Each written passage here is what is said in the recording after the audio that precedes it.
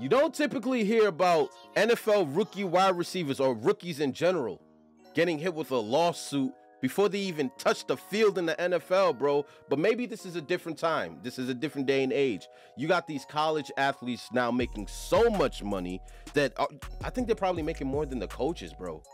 This is how crazy these NIL deals, these likeness deals are. These kids are getting paid bread. But apparently the Marvin Harrison Jr. situation is insane. How's this nigga catching a lawsuit? We're gonna get to the bottom of it, but I'd rather a lawsuit than him end up like, you know, some of these other, you know, idiots that play for the National Football League that can't stay out of trouble. Happening behind the scenes is a potential tiff between fanatics in the Marvin Harrison camp. But just because everybody else is signing their rights away doesn't mean Marvin Harrison Jr. is going to do that. And I think this is a good message to the future college athletes. You don't have to do it either. The Arizona Cardinals got one of the most surefire draft picks in Marvin Harrison Jr. And already there's a significant amount of drama that has come with selecting Marvin Harrison Jr. And it's not in the way that we typically see these athletes get into drama. So I'm here to explain all of it to you, how it's unprecedented, and as a result, you might not be able to play with Marvin Harrison Jr. in Madden 25. So before we get to the content, make sure you drop like, subscribe, and turn on our notifications because we are on the grind to 1 million subscribers. And now that we get all that out of the way, break. Shout out to Microphone, million subscribers. Check 1 2 1 2. What's going on, everybody? Ooh, that voice crack. The Arizona Cardinals had one of the most unique seasons that we've ever seen in the NFL. 1 year ago, we were asking the question whether or not the Cardinals were going to fall all the way to the #1 overall pick and be in a situation to potentially select Caleb Williams #1 overall and move on from Kyler Murray for good, which would have been a huge problem considering the fact that they recently extended Kyler Murray. But Kyler Murray would return in week 9 of the NFL season, and it seemed like this man's sole purpose and sole mission was to make sure that the Cardinals wouldn't get the #1 overall pick in the 2024 NFL draft. And while at the time I thought that was absolutely ridiculous to do so, he got the ultimate reward for doing so. The Cardinals ended up with the #4 overall pick in the NFL draft. But in reality, when you already have a quarterback under center, that pick was more like the 1st overall pick in the NFL draft for them because the top 3 picks were Caleb Williams, Jaden Daniels, and Drake May, which means the Cardinals had the opportunity to select the first non-quarterback in the entire NFL draft, and the opportunity to select quite possibly one of the most exciting wide receivers that we've seen since probably Calvin Johnson was too good of an opportunity for this team to pass up. They got Marvin Harrison being what? Okay.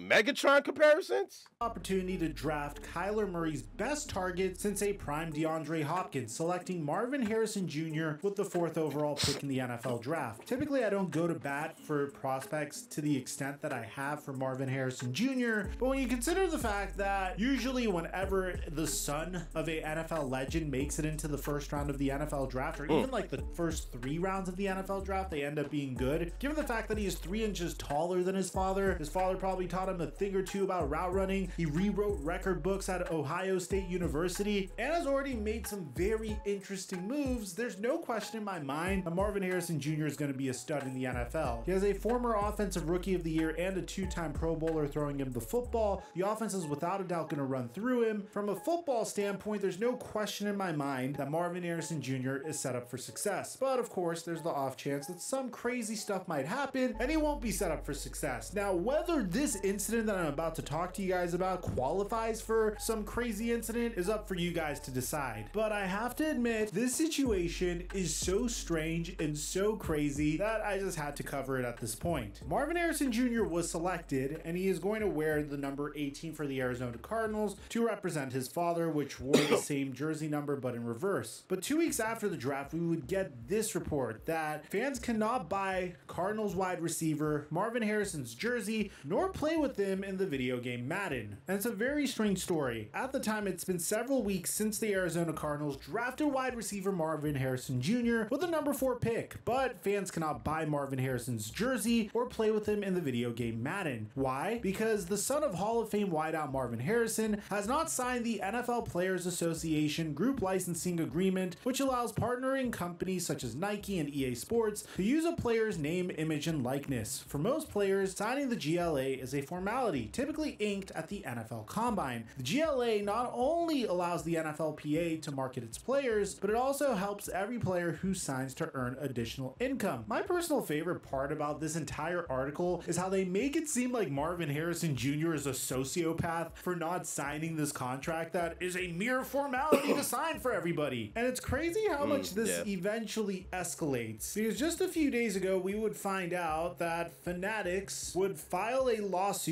in New York Supreme Court against rookie wide receiver Marvin Harrison Jr. for breach of contract. Harrison's team says it has no contract, while the lawsuit states that the two sides have signed an autograph agreement dating back to last May worth more than $1 million. But it gets way more complicated than this. So Tyler M. Webb posted this thread explaining what's going on. Fanatics is suing Marvin Harrison Jr. for leaking misleading info on the Pat McAfee show. Per the Pat McAfee show, top players are typically offered a deal with Fanatics while still in school. This allows them to sell officially licensed jerseys, autographed memorabilia, and trading cards. And these deals are usually 4 years long, meaning they often last into a player's second year in the NFL. Understanding this, Marvin Harrison Jr. never signed a Fanatics deal while in college, so he can negotiate it at a higher rate once he was drafted. But to maintain his leverage with Fanatics, Marvin Harrison Jr. has also not yet signed his NFLPA licensing agreement, which allows for the use of his likeness in merchandise, trading cards. I'm not even gonna lie, I've never heard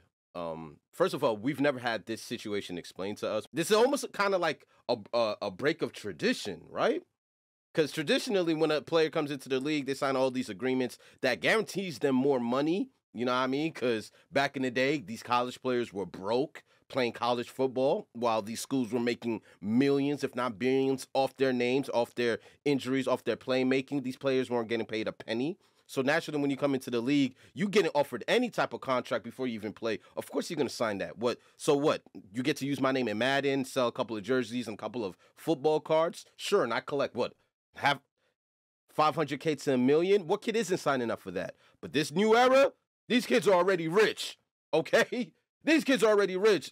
The 1 million is now the floor. It's no longer the ceiling. And I think that's what we're kind of seeing with Marvin Harrison Jr. Let's see where this goes, though.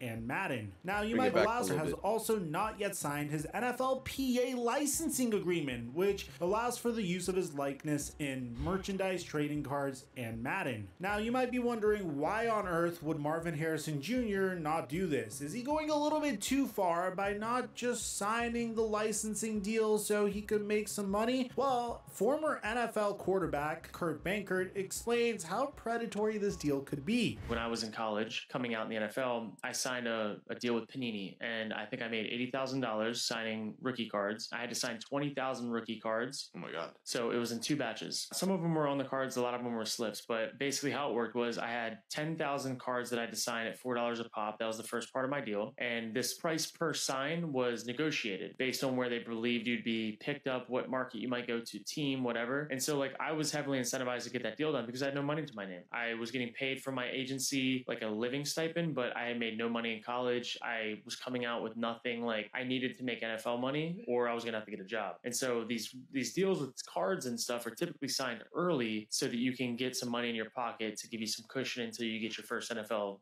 paycheck. So for me, $40,000 in my first 10,000, and then they re-upped again for the second and completed my deal. I signed 20,000 slips for $80,000. For me, that's great at that time. You look at Marvin Harrison, when you come out of college with many millions of dollars and these are the types of deals that are coming. Maybe he's getting $20 a signature. Who knows, right? Like could be making $500,000 signing 20,000 cards or 50,000. Who knows what it is? When you've already made many millions and you have the leverage because you don't have to say yes, the ball's in your court to do what you want. And I'd imagine that he's probably fighting for an amended agreement that he gets a bigger percentage or a bigger whatever, that he feels he actually brings more value back to this NFLPA operation than they're bringing to him. From looking from the outside in, that's kind of how I see it. So check this out. That makes a lot of sense. It's kind of like what I was alluding to. Be careful what you ask for.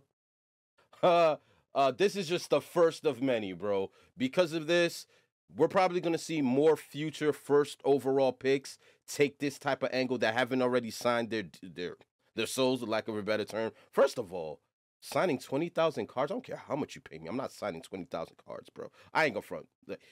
I will sign 20,000 cards, but you got to give me a number that I want. It can't be based off of what you think. That's crazy. I didn't even know that's how it operated. But Marvin Harrison just spearheaded a new movement. We're going to see this moving forward, bro, because there's no way we don't, especially if you're a first-round talent. Oh!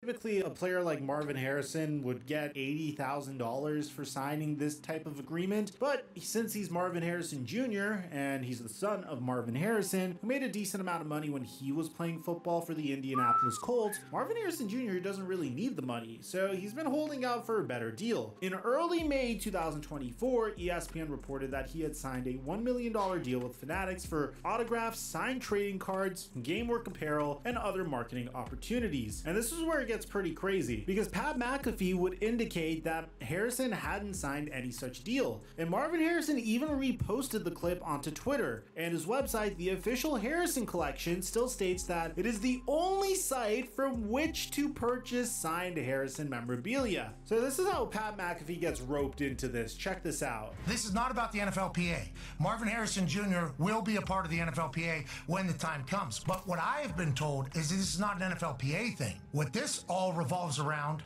is a deal that is allegedly being pitched to sophomores in college who have a name by a company named Fanatics. I guess there was an offer made to Marvin Harrison Jr. whenever he was a sophomore in college, which has happened to a lot of guys, where if you sign it for a card deal, an autograph deal, it's for 4 years. So it goes all the way into like your second year in the NFL. Marvin Harrison, who doesn't need the money, said, we're not taking that deal. We're not signing that deal. So allegedly what's been happening behind the scenes is a potential tiff or beef between Fanatics and the Marvin Harrison camp.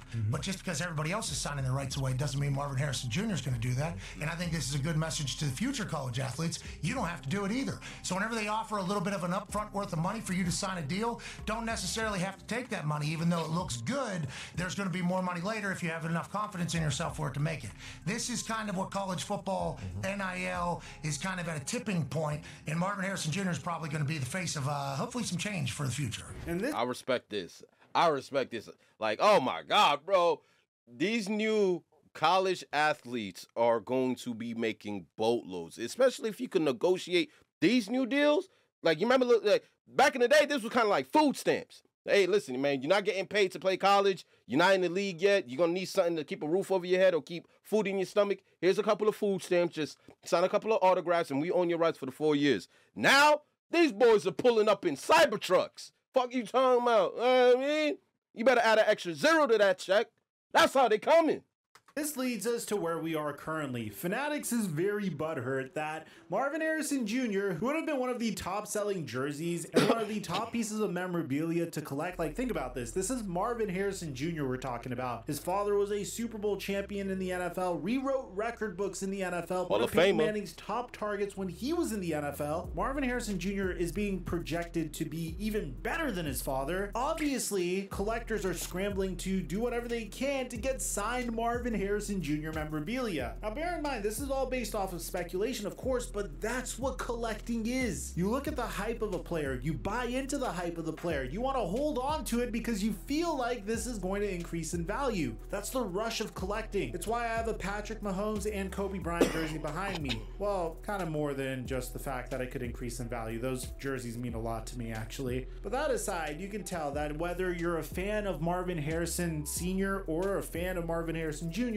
there's no question about it that there will be significant amounts of demand for any type of memorabilia that Marvin Harrison Jr. would sell that would be affiliated with him. And the fact that he didn't sign the rights away to Fanatics and is trying to pocket the money on his own really pisses off Fanatics. So Fanatics decided to file a lawsuit with the New York Supreme Court. The lawsuit confirms that Marvin Harrison Jr. never signed a contract with them, and the two parties just agreed to a term sheet. And you can tell that Fanatics is very butthurt because for some reason they're bringing Pat McAfee into this as well. It's like the suit also claims Harrison revealed confidential info to ESPN and reposted misleading videos. Fanatics claims the term sheet is a fully binding and enforceable contract and that Harrison has tried to use it to get higher offers from other companies. But probably the most important parts to everybody here is until this is resolved, Cardinals fans won't be able to buy a Marvin Harrison Jr. jersey, a trading card, or play with him in Madden 24 Ultimate Team. I love how they frame this as you can't play with Marvin Harrison Jr. in Madden. I'm pretty confident that by the time Madden 25 number 2 comes out, Marvin Harrison Jr. will be fully available, or you're just gonna have to rename him from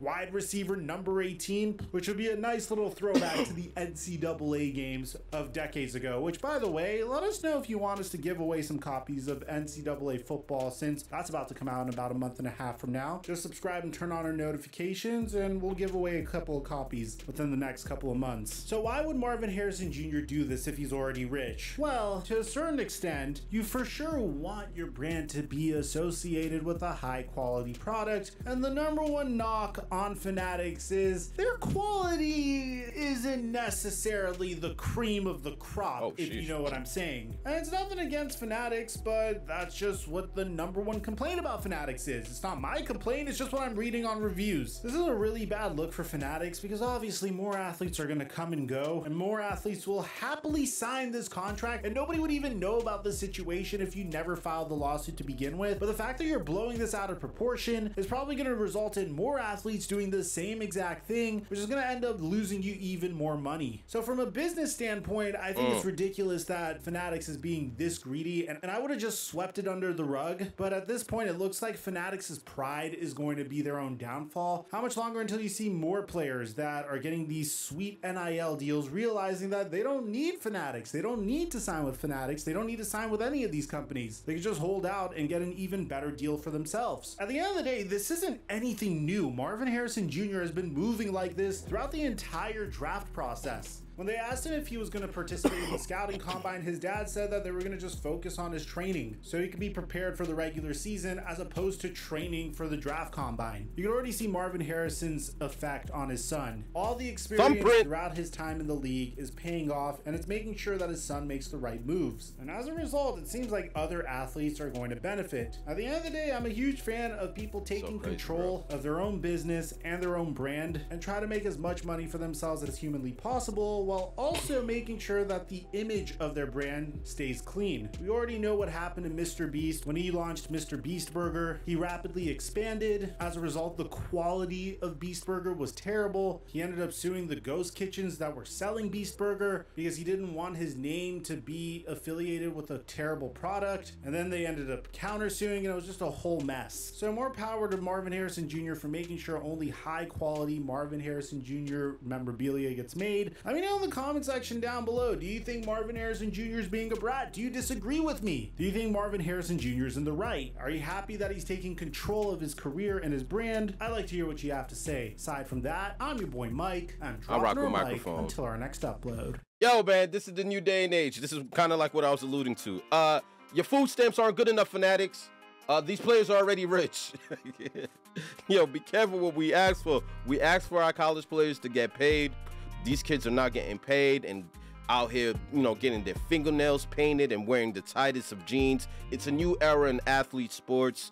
And when you throw in Marvin Harrison Jr., whose dad is a Hall of Famer, not to mention I grew up watching Marvin Harrison Sr., one of the best wide receivers of his time.